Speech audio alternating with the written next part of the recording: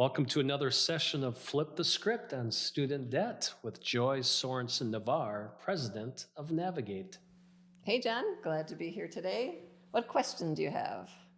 We have many questions today on the Public Service Loan Forgiveness Program, and so let's get started. Sounds great. One question that we hear often is, I don't think I will qualify for the Public Service Loan Forgiveness because my salary will increase substantially in the next few years. What can you tell me about that? How funny, John. Salary isn't even one of the qualifying factors for public service loan forgiveness. Do you remember what they are? I do. Let's see if you can get them. There's three. I have to have the right type of loans. You got it. What kind? The direct loans? They have to be direct. Perfect. I also have to be at the right type of employer. All right, so that's right. Federal employers, state employers, any kind of governmental employer qualify, as do tribal organizations. And perhaps the most common would be a nonprofit organization. The kind of nonprofit organization that is most likely to qualify for public service loan forgiveness is a 501c3 organization.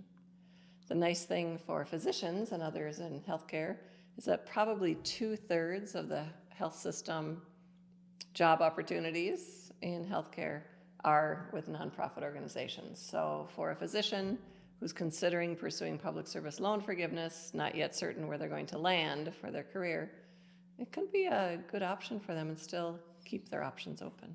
Wonderful. Yeah, those are the three criteria. Well, the third one actually, Oh, did I I have miss to one? have to be on the right type of repayment plan. So true. Who's the expert here? Thanks, John. Yeah, the right repayment plan.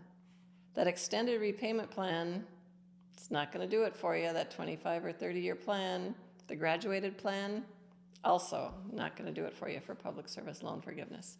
The standard plan qualifies, which reminds me about our original question. We'll come back to that in just a minute. Also, any of the income-driven repayment plans qualify. Okay. So your original question, do you want to ask it again? Yes, in about 3 years, I'm going to be making substantially more money than I make right now. So will I even qualify for the Public Service Loan Forgiveness Program? Great.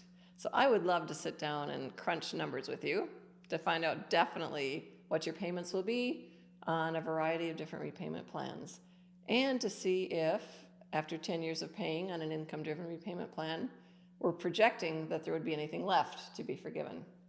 And that really is the only way to figure out whether or not the public service loan forgiveness is going to be a good plan for you. Okay. You definitely would qualify if you meet the three criteria, but really the underlying question that we'd want to figure out is it going to make sense for you financially? Because I know in residency, physicians make maybe 50 to 60,000 on average. Is that the best time to start on this program, the public service program, rather than wait till I'm an attending physician? Can be a terrific time to start on an income-driven repayment plan. The only time that we see that it's not helpful or not the best for someone to start on an income-driven repayment plan is if they can't afford the payments. And sometimes we do see that. There are some physicians who have a family situation where a $100 or $200 a month additional payment on student loans would not be beneficial or actually possible because of what's going on in their cash flow. But in lots of situations it is. So I think it makes sense to crunch your numbers and figure out, is there a plan that works for me and my family starting during periods of training?